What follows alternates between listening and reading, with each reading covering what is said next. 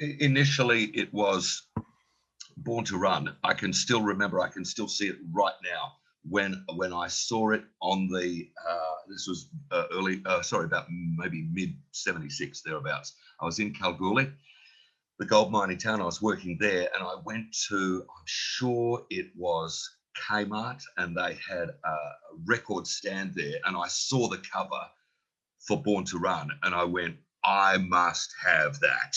And in the radio, I still make 2/3 of nothing, but we do it because we'd kill our grandmother for the right to be on the radio. But I said, I have to have that record. I think it cost me $6.99. I think about $6.99, and I took it home and I listened to all of it. And the first time that that little sound you get when you put the record needle on, you get that yes before it starts, magical. And then the bits between the songs too. And I listened all the way through. When I heard Jungle Land, I cried the first time. There you are, I did admit it.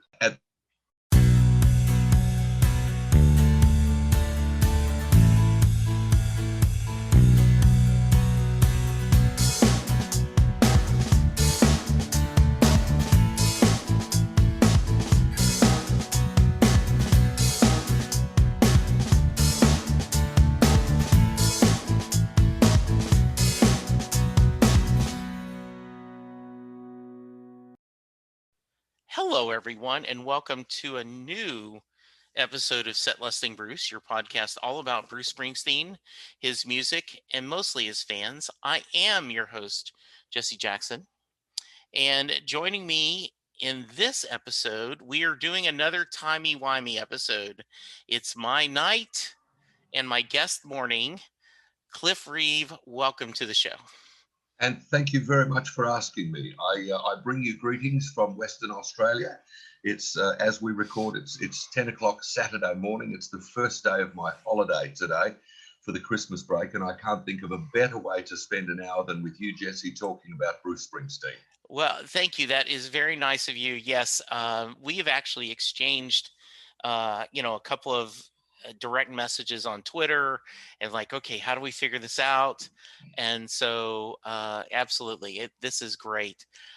So let's start out, Cliff. Tell us a little about yourself. What's your elevator pitch? Sometimes in the elevator, I'm the one standing at the back corner going, don't look at me, don't come near me, please stay away. I'm okay. This is my protection area in here. No, I'm 62. I've been working in radio in Australia for a long time. I started when I was 17 in 1976. And I've worked primarily in Western Australia and in Queensland. My show at the moment is heard from 4 till 7 p.m. afternoons, Monday to Friday, virtually all of Western Australia. There's only a couple of little pockets. The city doesn't take my show. I cover all of the regional areas. So it's about, I was thinking about it last night before I spoke to you, Jesse. I think it's about maybe 96% of Western Australia. So there's no escape for these poor people. And yes. your afternoon drive time. Yes, 4 till 7 in the afternoon, yeah. You are big market, big time, as they say here in Dallas. Oh, thank you. I wish someone would hear that and give me a pay rise over here. Yes. But I'm very grateful to have a job within our company, which I won't name. But within our company, there were some people who lost some jobs. They lost some hours with this dreadful COVID thing. But I'm immensely grateful for the fact that I still have a job, and I wasn't really badly affected by it all. There were some who went through a terrible time. But no, I'm very grateful to have had a job through this year, and I haven't had a memo. Like I say, today is the first day of my holiday, and I haven't had a memo before I left that said, listen, was nice knowing you. We're not sure how we're going to, we don't know how we're going to get along without you next year, but we'll give it a shot. Maybe someone's got that in their drawer somewhere. But no, I'm on holiday for a few weeks, so that's good. You know, what's interesting, Cliff, and listeners, I promise we'll get to Bruce in a minute, but I'm a big, there is a local sports station here in Dallas, Texas, called The Ticket. Yep. And they, they joke about, they call it dry dock.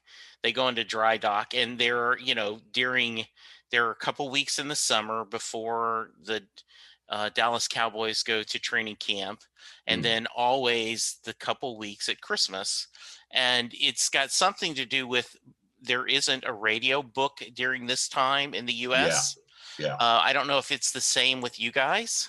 Absolutely the same, yes. Which Okay. seemed, which all through my career, Jesse, has seemed kind of strange to me that they don't try and find out what's happening. And sometimes, radio stations will say, "Oh, okay, well, we'll put that program on there. Yeah, all right, that'll fill for a little while." It seems strange because there's a lot of people who aren't working.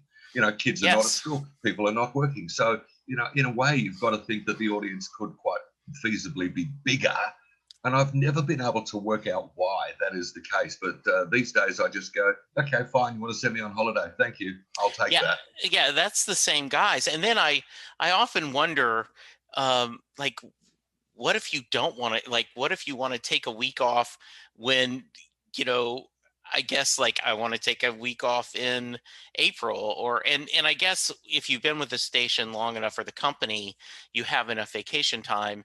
And I Mm. guess it's just the nature of the business. You know that you're going to get off a couple of weeks during December. Yes. They'll come back on January 3rd, and they'll have to catch up on a couple of Cowboy games they've missed, or whatever other sports stations, whatever sports events they've had. Mm. And I think it's interesting that Australia, that you guys, it's kind of the same pattern. Yeah, it is. And television as well. I mean, television, Yeah. of course, absolutely cutthroat, but this is a non-ratings period. Yeah. So, they put on the secondary shows, and this show Hmm. goes into hiatus, and that one's Yeah. on a break, and this one will come back maybe next year. Yeah. It's a strange world these days. Unless I've had the memo, I just show up and Do go and do you, my show. is it is it a radio show? Is it a talk show? What kind of radio show is it? These days, it's kind of a magazine format in a way. Okay. I don't do a lot of talk back, but I do some political stuff from time to time. Talk to some political commentators within Western Australia, and Okay. also from on international basis. And also we have like a chef comes in and does stuff. We have Yeah. a money person, and we have Okay. TV. But we haven't got a music person yet. I really would like to do a Bruce Springsteen show. Yeah. I might Yeah. bring that next year. Yeah. Hmm. Well, if you need a correspondent, you could always, reach out to me, and we could Oh figure yeah. out a way to do that. This week in Bruce, or this month in Bruce. Oh, Jesse, I know where you are now. I know where to Okay. find you. You Yes. can Very run, good. but you can't hide. Yeah. Well, you kind of touched on this already, Cliff, but um, are you doing okay this time of COVID? Are you like I said, the guys that um, on the station I listen to, a lot of them were broadcasting from home, and Yeah, because like the morning show, there's three guys, and there's so much of the show is interdynamics. They ended yeah. up finding, they called the bunker, where they were all 6-8 feet apart, where they Mm, could be in the same room and see each other, but not be socially distant. yeah. Are you going to the studio, or are you doing from home? For a couple of weeks, I was at home. It was awful. It was just awful. You can't do the show properly because I don't have a producer. Yeah, great. I do the Mhm. whole thing. Everything's me, start to Right. finish is me, and I do kind of like it that way. I don't think I could walk in and have someone say, "Here you go, Cliff. Here's your show today." I'm like, no, Right. no, no, no. But my wife, we had a suspicion that she might have had it. She actually had a negative test. The doctor never believed that. Okay. She was quite unwell, not really, really, really, really unwell, not like I have to get you on a ventilator, but she was pretty Yeah. beaten up. And for a couple of weeks, of course, as soon as you say there's a suspicion of COVID, this was back in, let me see, this might have been May. I think it was May. And so I was just sent home, go, get away for Sure. 2 weeks. And the studio, the offices were almost empty. We have the entire first floor of our building, and during the really bad times, there was only about maybe a quarter of it was being used because people were working from home. These days you can, but actually doing the show from home was awful. So I was glad that, the testing was okay and I was able to go back to work. But as I say, I mean, there was another fellow who I know was working in Melbourne. He's not on air, but he works in production. He produces some of their their sweepers and zingers and stuff like that. He was working from home for months and, eventually was able to go back to work. And it was like, oh, thank heavens I can see people again in the flesh, not just on a screen or whatever. So, yeah, I mean, it was pretty tough time. Yeah, my son is, he got sent home in March from his job. So did I. For 2 months, I worked from home. And then toward the middle of May, we got back in the office and we've stayed there since, Mm, doing everything right. Every day when I walk into the building, someone takes my temperature. yeah. They ask the questions: do you have have you had a fever? Have you been exposed to anyone with COVID? Do you have an unusual cough or shortness of breathing? Mm, And but my son is still working remotely, yeah. and and it's just, I mean, for the first week or so, it was kind of cool. And Yes. if Yeah. Yeah.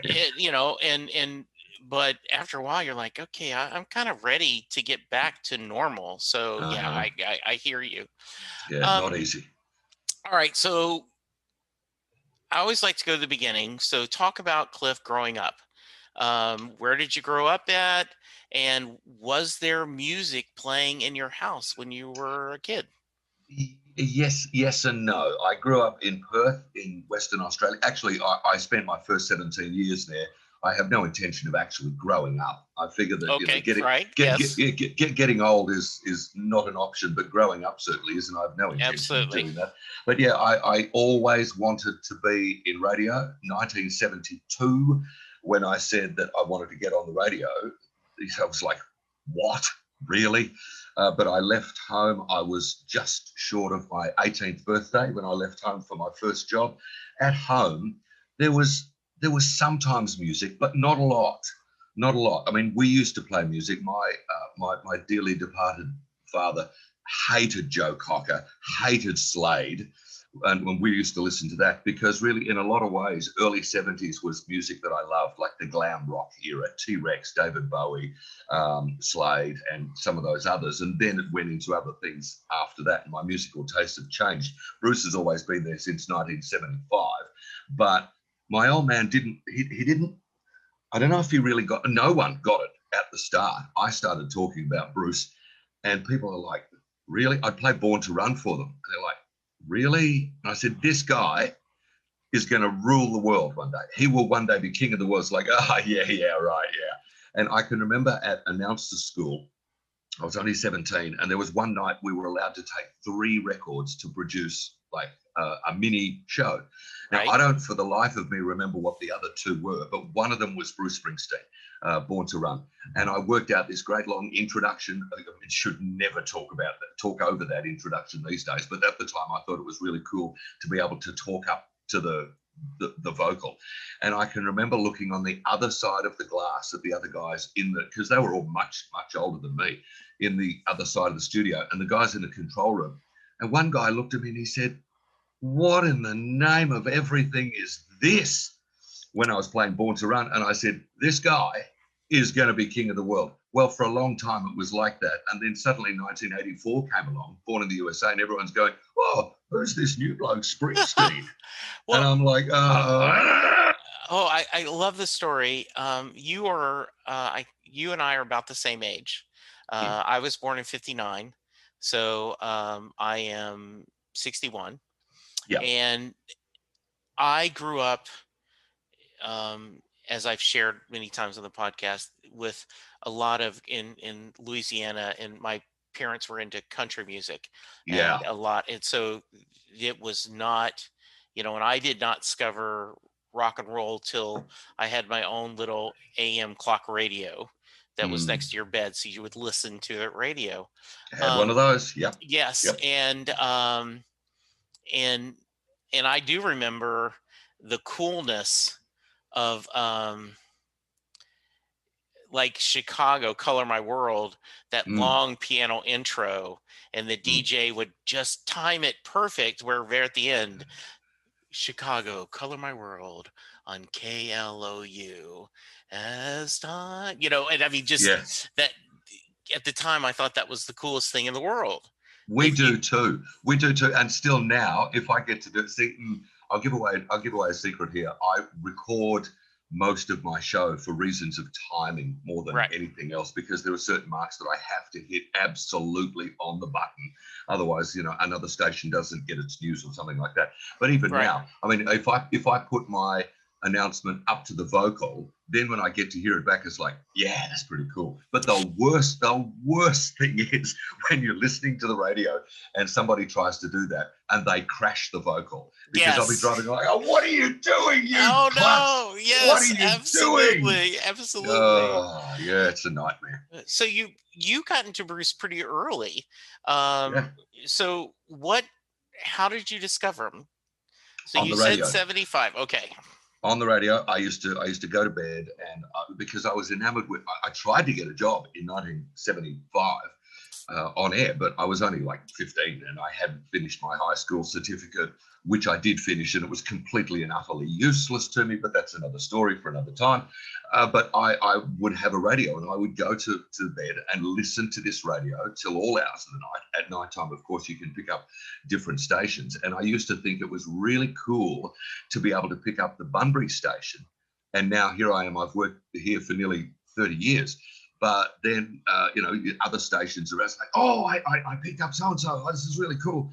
And then one night I heard Born to Run, and from Ernest Boone Carter's first drum, and then the guitar's like, what is, it's a cliche, but it was literally, what is that? Who is that? And the production on that, a little muddy, some of it, and coming through this tiny little speaker in my radio certainly didn't do it any justice at all. But then when I heard those first lyrics, in the day we sweated out on the streets of a runaway American dream, and it literally, I was 15 going on about 12, I think. But it just went bang straight through me. And from then, I was trying, you would have done it as well, where you listen to the radio and you wait there with the play button and the record button, because you've got to record a Absolutely. song. And then if the guy talks over the end, it was like, oh, shut up. Yes. But I would listen to the radio to wait for to see if this song came on. But of course, at the time, Bruce was half past nowhere, despite the first two albums being out. So it wasn't on high rotation. So then if I would hear it, it'd be like, yes, yes, yes, start again. I'd run around, I'd try and find someone and say, come listen to this, come listen to this. And sometimes they would, and sometimes go away. And sometimes they would listen to it, and I'd get the same response. Geez, who is that? But you just wait, and that was it. Yeah. This summer, Bruce, and I know you guys have not got to hear as many of them as us, of the E Street Radio From My Home to Yours. I know. Yeah, I know. I've been able to download some of them. Yeah. Brilliant. And he did one that was, starting like at 11 o'clock at night. And everyone was just convinced that he was going to announce a record or something. And no, he just wanted to do a late night show.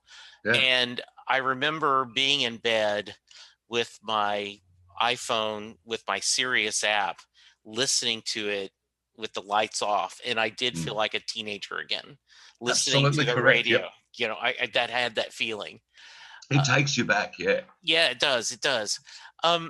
So you're an early convert, Cliff. You think that this guy, you're Australia's version of John Landau. I've seen the future rock and roll, and it's Bruce Springsteen, right? Yeah.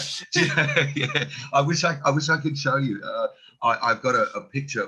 One of the pictures on my wall in the lounge room is a signed copy of Born to Run, and I've put some more pictures and stuff around it. And the plaque at the bottom has got those words from Mr. Landau, and its name is Bruce Springsteen. And every time I look at it on my wall, because I've got that one there. I've got Born in the USA signed over there.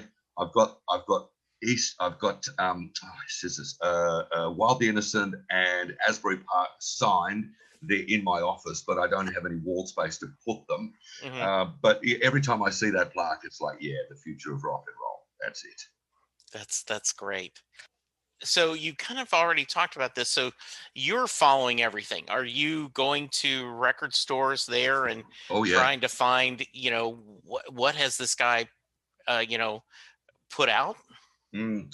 Initially, it was Born to Run. I can still remember. I can still see it right now. When I saw it on the this was about maybe mid '76 thereabouts. I was in Kalgoorlie, the gold mining town. I was working there, and I went to, I'm sure it was Kmart, and they had a record stand there, and I saw the cover for Born to Run, and I went, I must have that. And in the radio, I still make 2/3 of nothing, but we do it because we'd kill our grandmother for the right to be on the radio. But I said, I have to have that record. I think it cost me $6.99. I think about $6.99, and I took it home and I listened to all of it. And the first time that that little sound you get when you put the record needle on, you get that Yes. before it starts, magical. And then the bits between the songs too. And I listened all the way through. When I heard Jungle Land, I cried the first time. There you are, I did admit it. So that was it. And then I started looking for some of the other stuff. And I didn't initially get right into stuff like Asbury Park, but did afterwards. And Wild the Innocent is one of my all-time favorite albums. Hmm. So yeah, that was it. But it all started with Born to Run. So, this is half a world away. Um, what, and you're going to have to tell me, um, when was the first time he toured Australia? I can't remember if I saw a tour before Born in the USA. I think Born in the USA was the first tour Okay.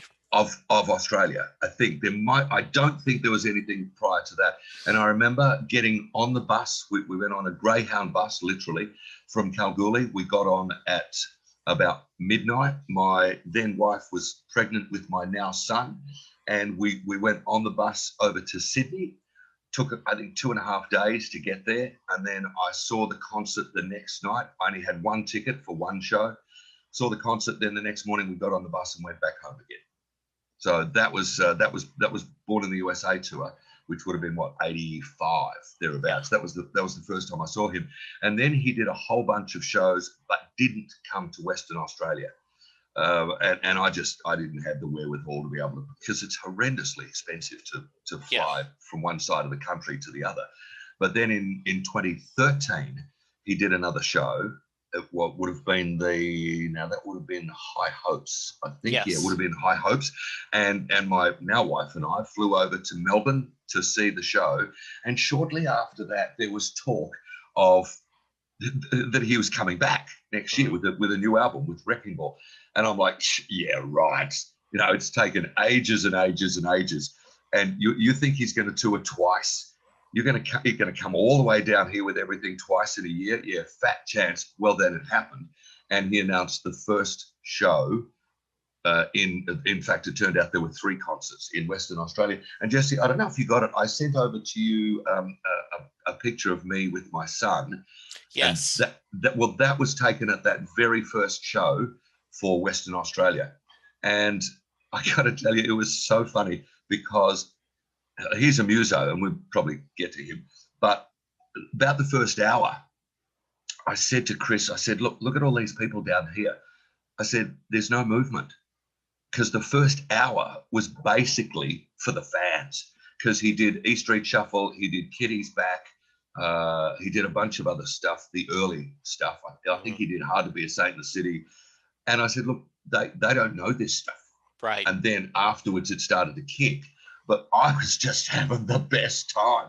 And I've got the CDs from all of the shows. But that very first show was pretty special, because I was able to take him to the concert. So that was good.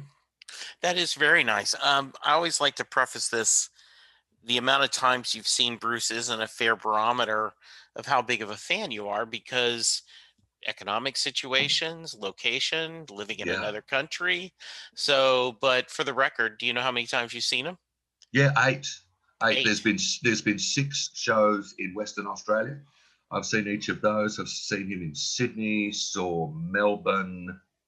I think, yeah, that'll be it. Yeah, that's it. Okay. But I got to tell you, Jesse, there is one fellow I know and his son have been lifelong fans of Bruce.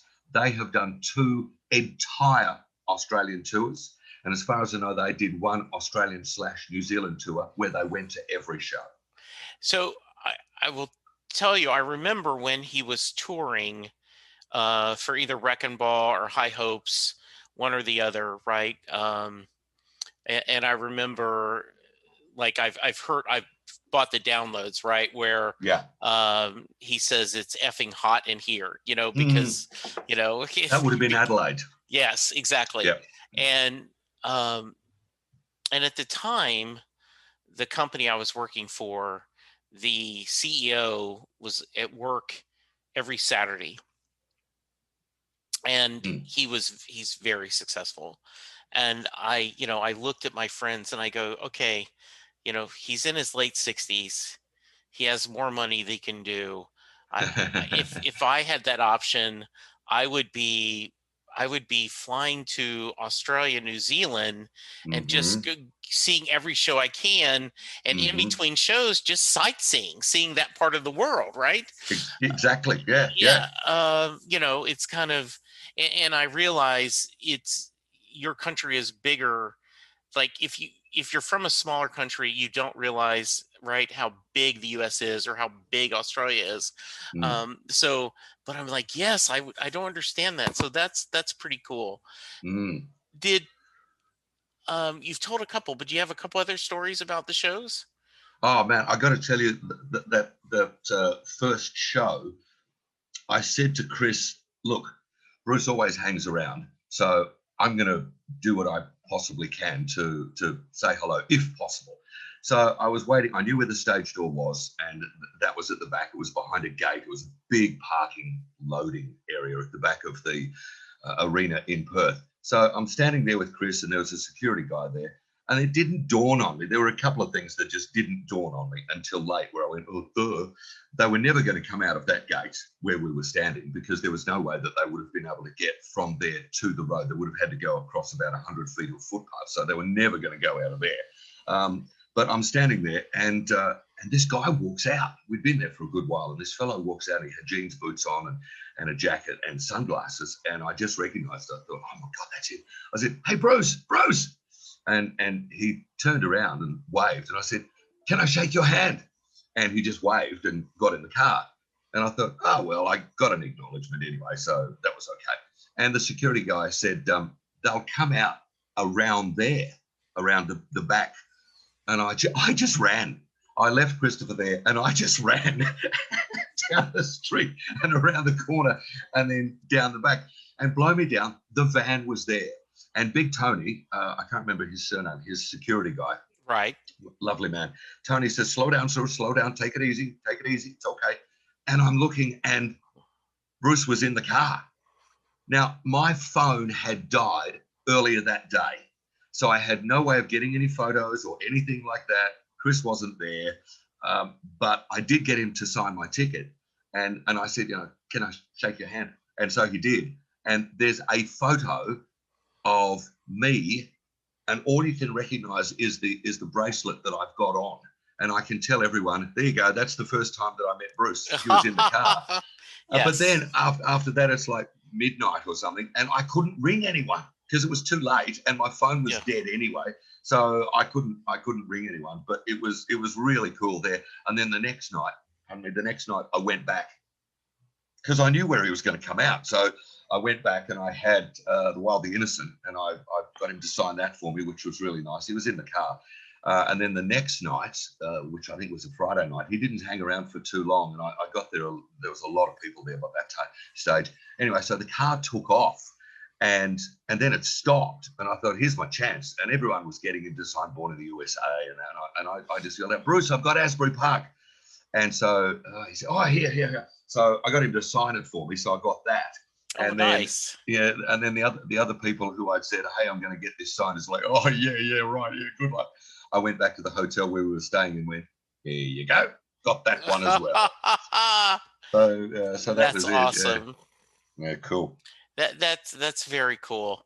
Did um I can only imagine you shared a little bit. I mean, the excitement, right? Of you've been a fan of him for close to 10 years. Mm. And the idea I'm going to finally see this guy perform. Oh yeah, Um yeah. Yeah, because yeah, yeah, that was in Sydney. That was in Sydney yeah, in '85, and I still can't remember a lot of it, but I can remember when he walked on. Because Jesse, just as you say, I've been following this guy forever, and there were a whole bunch of people in the audience who went, "Oh, who's this new bloke, Bruce Stringbean? You know, we don't know yes. who he is. Let's see what he's got. He's going to play Born in the USA." So, of course, the first song was Born in the USA. Excuse me, that's my phone. It's never the Lotteries Commission who call me and message No, me, yeah, never. exactly. But there were some people who were really after the 2014 tour and then after the 2017 tour, because I think in Perth he did Born in the USA once, and all these people were really dirty. They were go, "Oh, he didn't even sing this, or he didn't even sing that. Oh, why didn't he sing that?" And it's like, "Oh, gee, you must be his biggest fan." And Mhm. even for all of those shows that I saw, the three shows in 2014 and the three shows in 2017, I went back and had a look at the set list. And across all of the shows, I think there were about 8 songs that were done every night. And all the rest was varied. And people say, "Oh, how can you go and see him 8 times?" Well, every single show is different. In some way or another, it's different. You're going to get this. I waited 42 years and seven shows to see Jungle Land. Right. So, and I don't remember ever seeing Racing in the Street. So, I really want to see that one day. yeah, I'll edit this out because my poor listeners are tired of this story. But um, the we were going to the Houston. We were doing he was doing a show in Houston, and this was at the High Hopes tour, Mm. and it was a good show. It was a really good show. He did a couple of things that he did One Step Up Oh, as a sign request. The Flores brothers, which I've had on the show, had us. I busted my brother out of class. Can we sing "No Surrender" with you? And yeah. they get up on the stage and they sing with Bruce, and the band would have a great time. But so it's after the show, and um, I had gone to the restroom. My wife had gone to the restroom. I'm waiting for her to come out, and there was this very drunk lady, and was like, "Is it over?" Like, yeah, it's over. I said, he did close, a little over 3 hours, but he didn't play Born in the USA.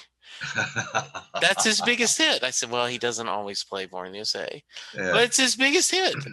And so I have told the joke multiple times that since then, anytime I've gone to like 4 or 5 shows since then. And every time, if he plays Born in the USA, I tweet, and somewhere there's a drunk lady in Houston, very happy. That's great. Yeah. But yeah, I mean, like one of my dear friends who I used to work with here went to that first show in Perth, hated it because he didn't know the stuff, and he was one Yes. who's like, "Oh, I didn't even think Born in the USA." I'm like, mate, he might not sing it while he's in Perth. And then I was telling him about how it took me 7 shows to see Jungle Land. Yeah. And and every show is different. It's like when people, I watch Twitter sometimes, I don't know why, I keep saying, "Cliff, don't look at the comments, don't look at the comments." Yeah. But anyway, so someone will talk about Bruce and get stuck into him for his political views, and it's like, if you don't know by now what the situation is in the lay of the land, you really are the biggest fan of the E Street Band, aren't you? Hey, Yeah. we're lucky to have you. Well, I got so a couple things. I have done the same thing. Like I compared 3 shows, and I did it on Excel, and and I show that during this tour, only 60% of the songs were the same every night, Mm. and so when we went to our first show in 2002, it was a Rising tour, Oh, and Linda did not know anything. yeah. She had not heard the Rising. She, he did, I believe he did Working on the Highway, which is one of her favorite songs. Mm. So she was kind of at the end. I didn't know anything. And I actually felt a little bit the same way, because while I had bought The Rising, I had not played it over and over again obsessively, right? Mm. I was still kind of a casual fan, Cliff. And then Yeah. seeing him live, I've told the story multiple times, that it was like I walked into the middle of a movie that I loved, but Hmm. I didn't understand all the intricacies. I didn't understand the plot. I knew that I was fascinated by this movie, and so and I wanted more. Yeah. That's And exactly right. Yeah. yeah, and so when in 2012, when we were going to go to our second show and we went up to Cleveland, Ohio, um, we practice. In other words, she had listened to Wrecking Ball multiple times and really liked a lot of songs. And then I had played other songs for her. And in fact, when we were driving up, I would play a song and she would Google the lyrics. And Mm. and then at the show, she still looked over to me and goes, I don't know this one. Why didn't you prepare this one? And I had to explain to her, okay, at any given night, at the best, and this was before the last River tour, right? When he Mm. was doing the full River. I said, Yes. at best, he's doing 50, 60% of the songs. So, Mm. there's going to be 40, 50% that change every night, and you Mm. don't know that he's going to do it. That's part of the joy of seeing him so many times. That's exactly right. Yeah. It's like a box of chocolates. You Yes, never know what you're going to get. absolutely. And the um that's where the name of this podcast came from, is the idea that we, in our own way, we're all set lusting when we hear what someone else has heard. We're It's not that we're jealous of you, we're happy you got the song, we're just, damn, I Yep. wish I could have been there. Mm-hmm. Mm. Do not actually, I do know why. I went to school, it, my college was McNeese State University, and Jolie Blanc was our fight song. Every time our football team scored a touchdown, they played Jolie Blanc. Mm. And so when I heard Bruce doing Jolie Blanc, I'm like, wait a minute, what? He's doing this Cajun song?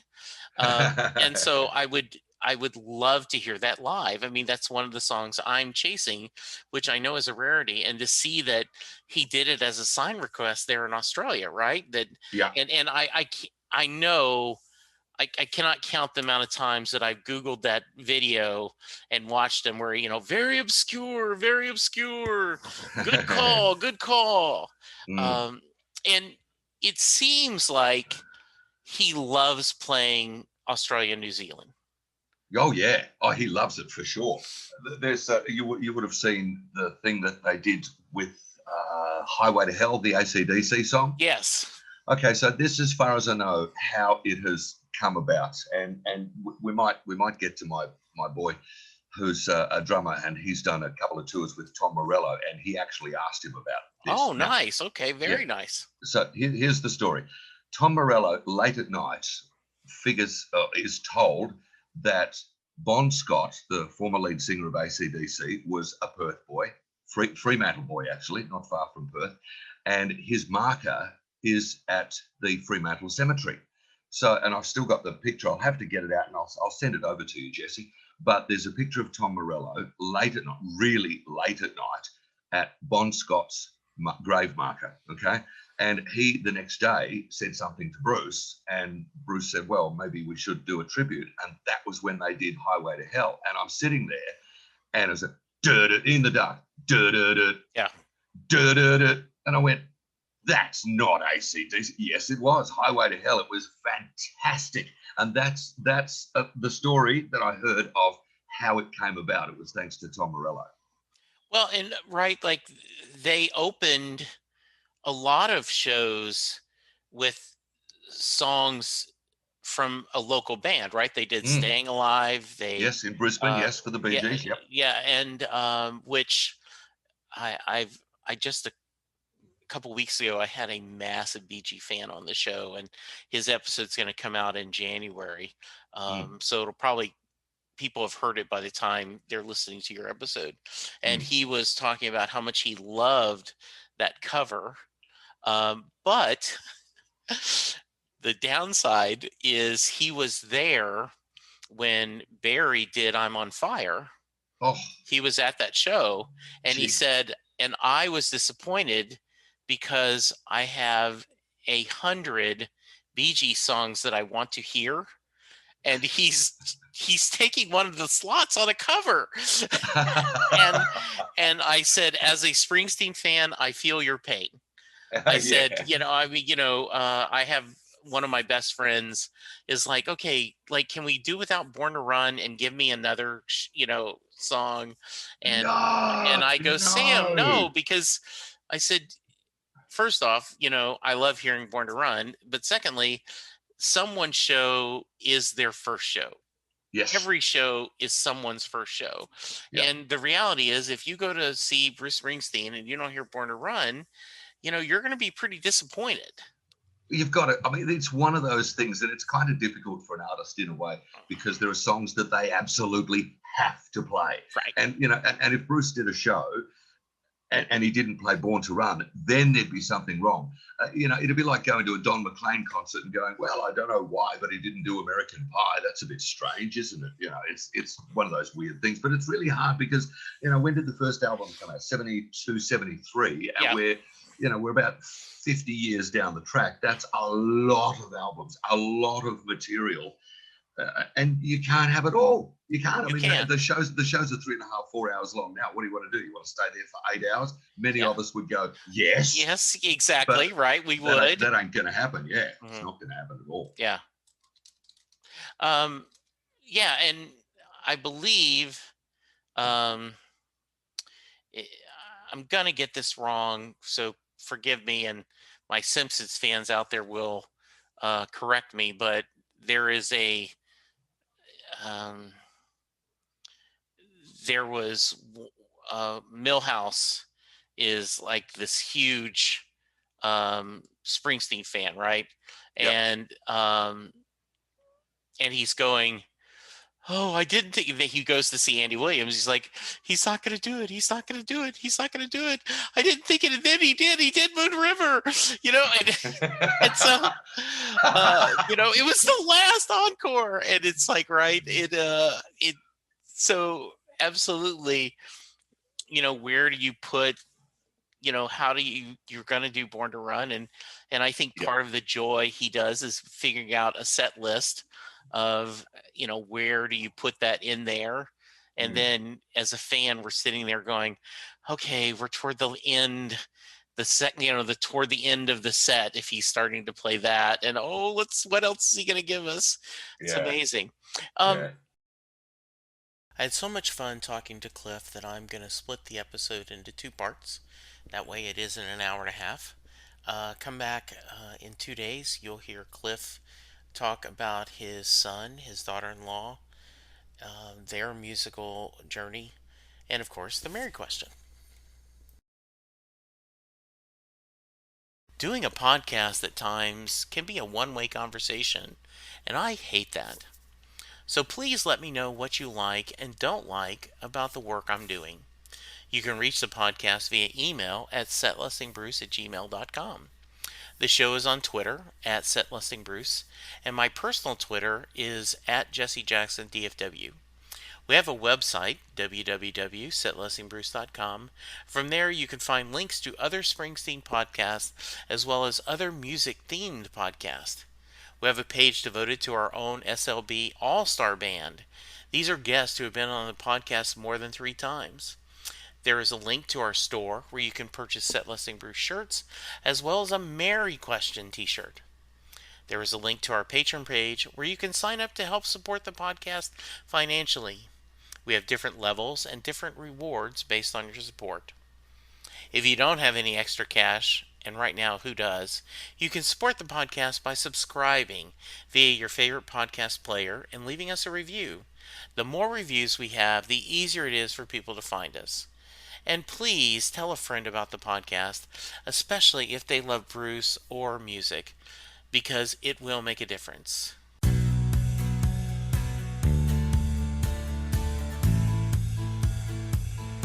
You just heard the fun talking, hard rocking, music loving, album ranking, fan thinking, joy spreading, lyric reading, story sharing podcast that is the one, the only Set Listing Bruce. Set Listing Bruce is part of the Southgate Media podcast group. The theme for Set Listing Bruce was written by David Rosen, used by permission.